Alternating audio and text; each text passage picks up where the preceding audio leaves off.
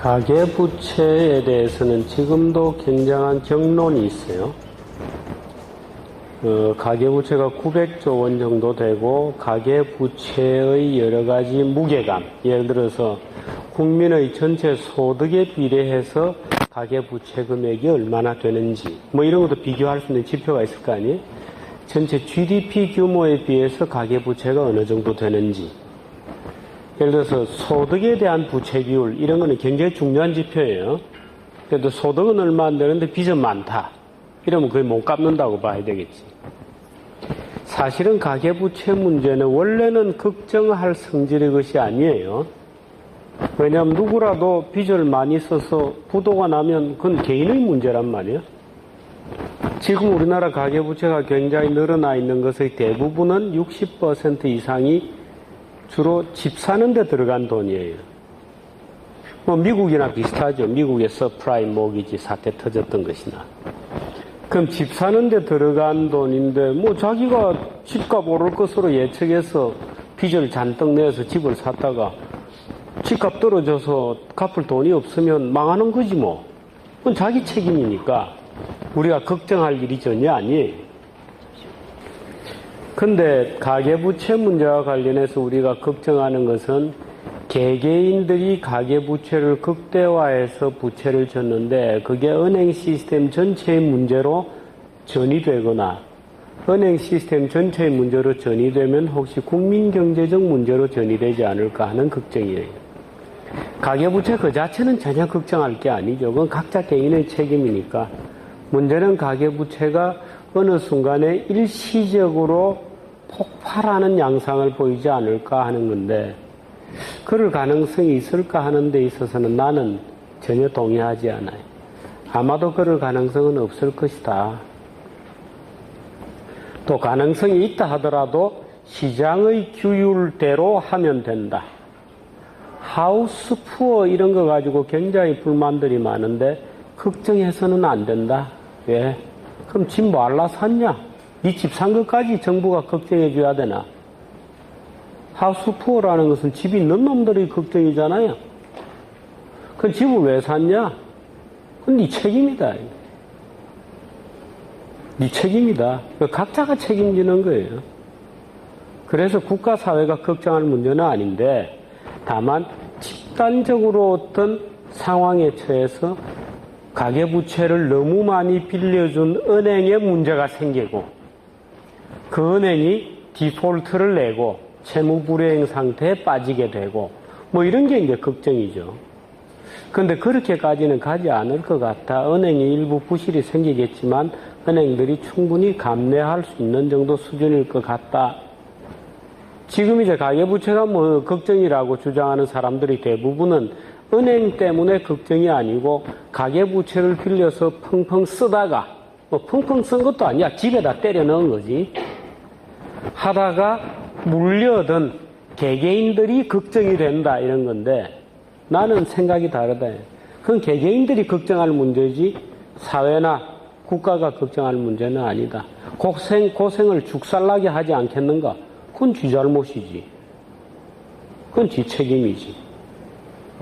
하우스푸어라는 말도 굉장히 위선적인 얘기다. 지가 집을 사서 지 베팅한 거 아니에요? 그 베팅 안 한 사람도 있는데, 집값이 떨어질 것으로 보고 베팅 안 한 사람도 있는데, 그 집값이 계속 오를 거다. 나는 거품이 좋아. 라고 은행비 잔뜩 내어서 집 산 사람 걱정까지 해줄 이유는 없는 거다. 그럼 자기가 정말 미래를 내다보고 난 하우스푸어 같은 건 안 해. 집값 떨어질 가능성도 있어. 난 전세 살겠어. 라고 선택했던 사람은 바보냐? 그 사람의 선택은 선택이 존중되어야 되잖아요. 국가나 사회가 나무 개인 사정까지 왜 걱정해주나? 걱정도 팔자다. 걱정할 게 그렇게 없나? 나는 그런 생각입니다.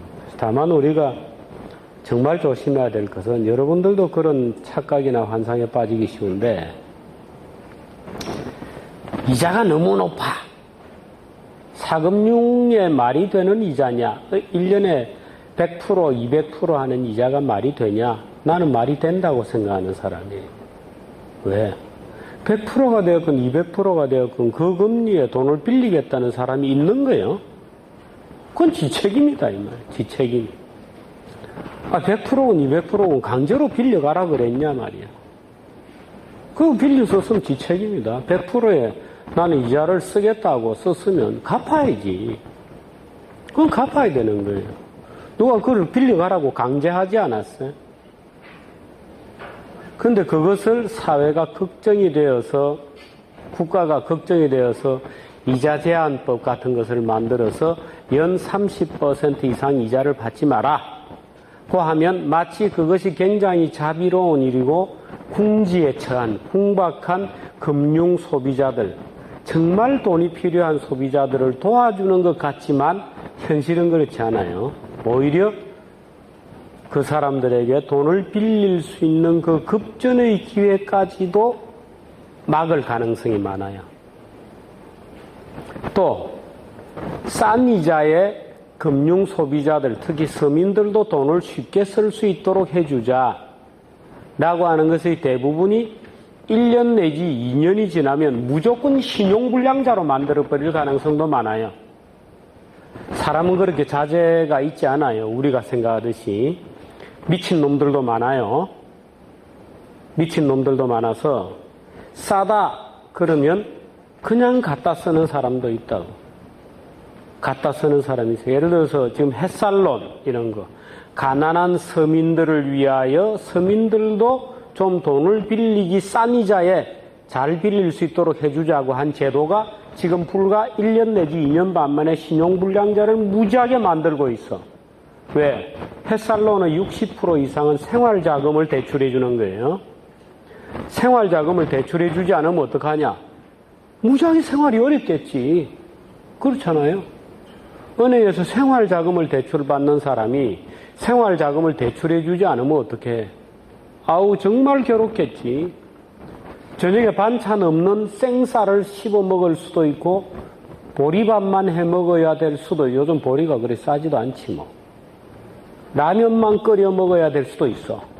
그러나 그렇게 해도 버틸 수 있는 거예요.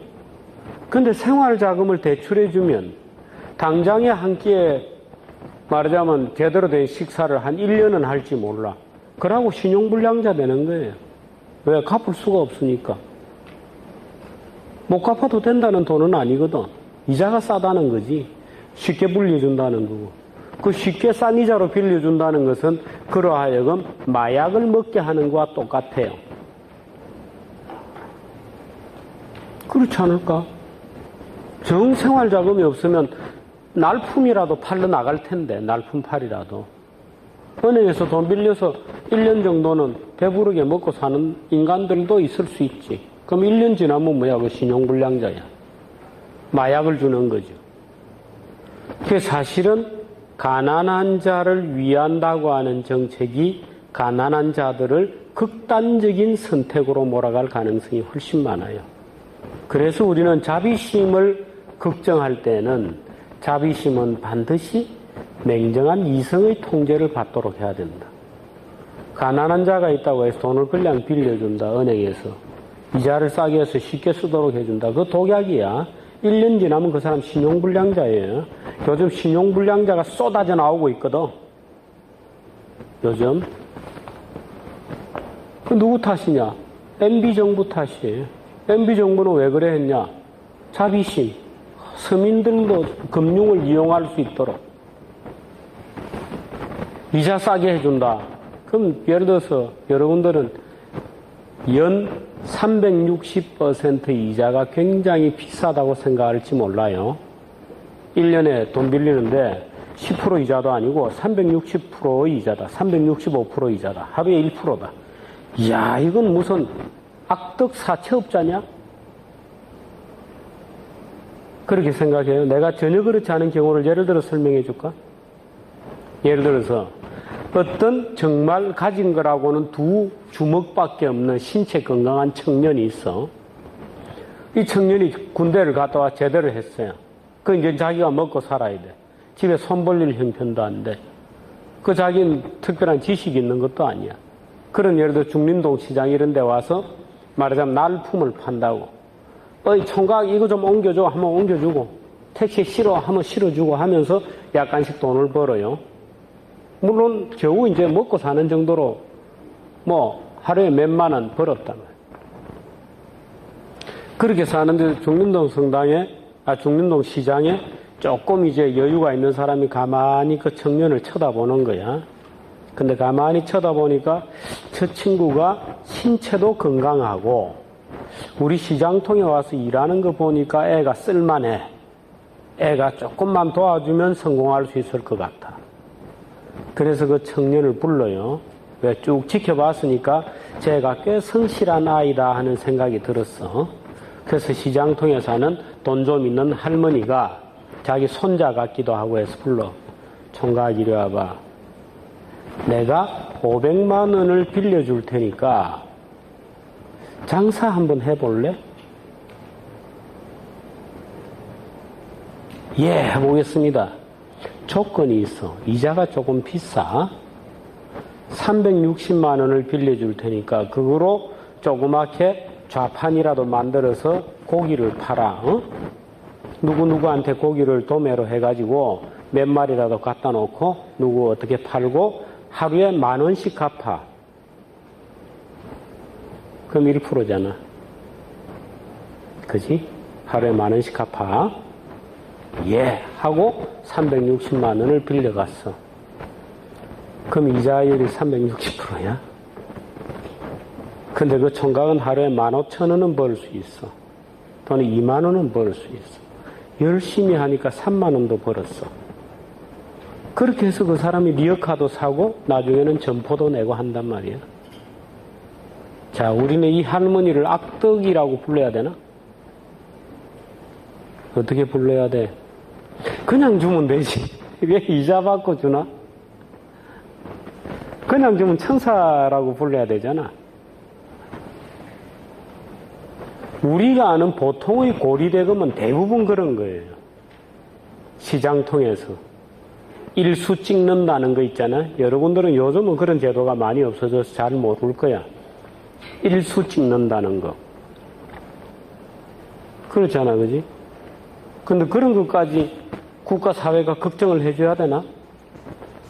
자기 책임으로 사는 거죠. 자기 책임으로. 오케이. 가계부채 문제는 답이 됐어.